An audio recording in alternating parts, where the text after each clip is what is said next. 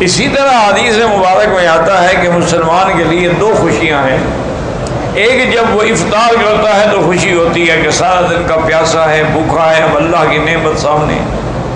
اور ایک اس دن خوشی ہوگی جس دن اللہ تبارک و تعالیٰ کا دیدار کرے گا.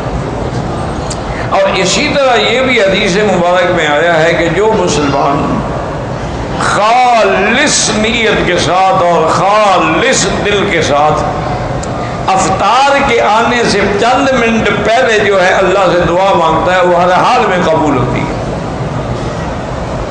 اس لیے انسان جو ہے کبھی کھجوروں پہ لڑ رہا ہے اور کبھی اس کو ضائع نہ کرے. افطار سے 10-15 منٹ پہلے دعائیں شروع کر دیں. اور دعا کا طریقہ یہ ہوتا ہے کہ پہلے درود شریف پڑھیں جتنا ہو سکے، 1 دفعہ، 3 دفعہ، 7 دفعہ، 11 دفعہ، 21 دفعہ، 100 دفعہ، 1000 دفعہ. یعنی دعا کے اول میں بھی درود ہو اور آخر میں بھی درود. اور درود پڑھنے کے بعد اللہ کی حمد و ثنا بیان کریں.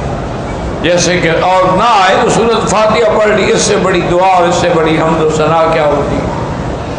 اور پھر اللہ کو اللہ کے ناموں کے ساتھ پکاریں گے، یا اللہ یا اللہ یا اللہ یا رحمان یا رحیم یا حی یا قیوم یا ذی الجلال والاکرام. اللہ کے ناموں کے ساتھ پکاریں اور اس کے بعد وہ دعائیں جو حضور نے بتائیں یا پھر اپنی زبان میں جو مرضی آئے اللہ سے مانگیں. لیکن کسی کی انسان کی بربادی اور ہلاکت کی دعا نہ مانگیں، اور کسی رشتہ داروں کو لڑانے کی اور قطع رحم کی دعا نہ مانگیں، اور کسی حرام کو ملنے کی دعا نہ مانگیں. اور تو وہ دعائیں جو ہے ہر حال میں اللہ تبارک و تعالیٰ قبول فرماتے ہیں. اس لیے حدیث مبارک میں آتا ہے میرے محبوب نے، محبوب دو عالم صلی اللہ علیہ وسلم نے فرمایا کہ دعا کبھی خالی نہیں جاتی. یا تو جو آدمی مانگ رہا ہے کہ یا اللہ مجھے حج نصیب فرما دے، حج نصیب ہو گیا. یا دعا مانگ رہا ہے لیکن وہ تو چیز نہیں ملی، لیکن مصیبت آ رہی تھی، اللہ نے اس کو دفع کر دیا. اور تیسری صورت یہ ہوتی ہے کہ اس کی دعا کو قیامت کے لیے لکھ دیا جاتا ہے، ذخیرہ بنا دیا جاتا ہے، اس کا بدلہ اس کو قیامت میں ملے گا. تو جب قیامت میں دعاؤں کا بدلہ ملے گا وہ کہے گا یا اللہ کاش میری دنیا میں کوئی دعا بھی منظور نہ ہوتی، آج ہی سارے مجھے بدلے مل جاتے. تو یاد رکھیں کہ دعا جو ہے وہ کبھی خالی نہیں جاتی. صرف شرط یہ ہے کہ مانگنے والا ہو، شرط یہ ہے کہ اخلاص ہو، شرط یہ ہے کہ تڑپ ہو، شرط یہ ہے کہ درد دل سے دعا مانگے. جو دعا دل سے نکلتی ہے نا یاد رکھیں وہ اثر رکھتی ہے.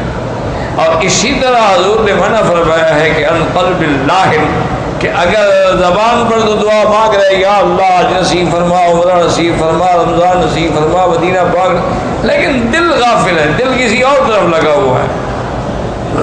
کیا معنی بر زبان تسبیح و در دل گاہ خر. یہ زبان پر تو تسبیح ہے لا الہ الا اللہ، اور خیال یہ ہے کہ پتہ نہیں میرا گدھا جو ہے اس کو کسی نے پانی پلایا ہے نہیں پلایا. تو اب زبان کے اندر تو تسبیح ہے اور دل کے اندر کھوتا اور گدھا کھڑا ہوا ہے، تو دعا کہاں منظور ہوگی. دعا یہاں مانگ رہا ہے اور خیال ہے یار پتہ نہیں میرے بیوی بچوں کا کیا بنا، وہاں ملک میں کیا حال ہوگا، گھر میں کیا حال ہوگا، پتہ نہیں راشن بھی ہے کہ نہیں ہے.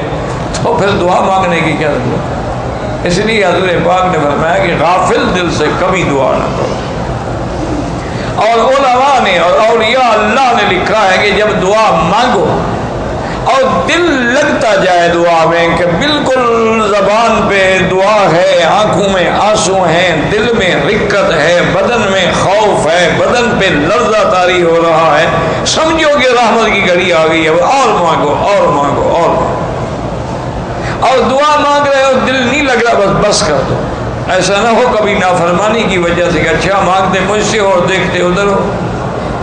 اب دیکھیں نا مثال کے طور پر آپ کسی بادشاہ کے سامنے یا گورنر کے سامنے یا حاکم کے سامنے کھڑے ہو کے بات کریں، بات اس سے کریں اور دیکھیں اس طرف، تو وہ کہے گا یہ کون ہے بے وقوف، نکالے اس کو مجلس سے، بات مجھ سے کر رہا ہے اور دیکھ ادھر رہا ہے. تو آپ مانگیں تو اللہ سے اور نظر ادھر ہو اور دل ادھر ہو اور خیالات ادھر ہو، بس دعا کیسے منظور. وہ دعائیں اس لیے منظور نہیں ہوتی ہیں کہ ان کے اندر اخلاص نہیں ہوتا، ان کے اندر وہ اطمینان اور یقین نہیں ہوتا۔ ورنہ جب اللہ کا حکم ہے کہ مجھ سے مانگو، تو اللہ کا فرمان سے زیادہ سچا فرمان کس کا ہے؟ اللہ نے فرمایا مجھ سے مانگو میں تمہیں دوں گا۔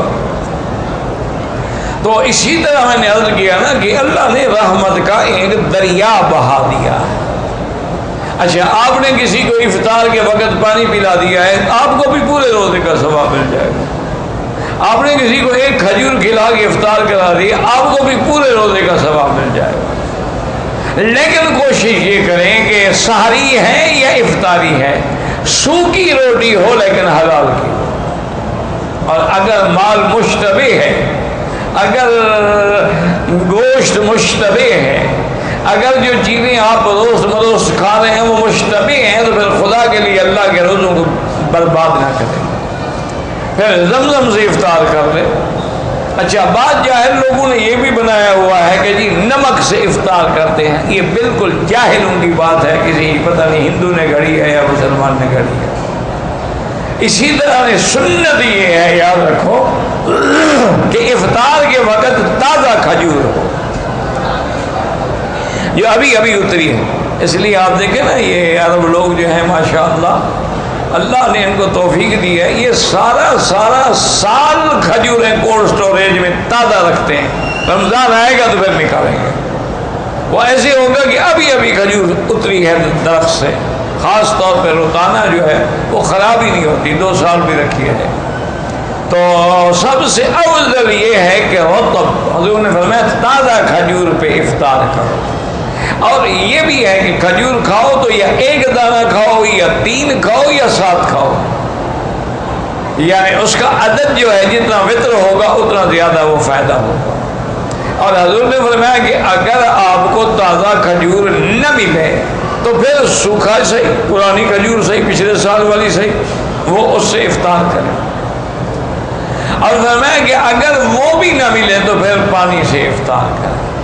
یعنی حضور صلی اللہ علیہ وسلم کو افطار کرنا جو ہے وہ میٹھی چیز پسند ہے، کہ جب بھی افطار کریں تو میٹھی چیز سے افطار کریں یا پانی سے افطار کریں۔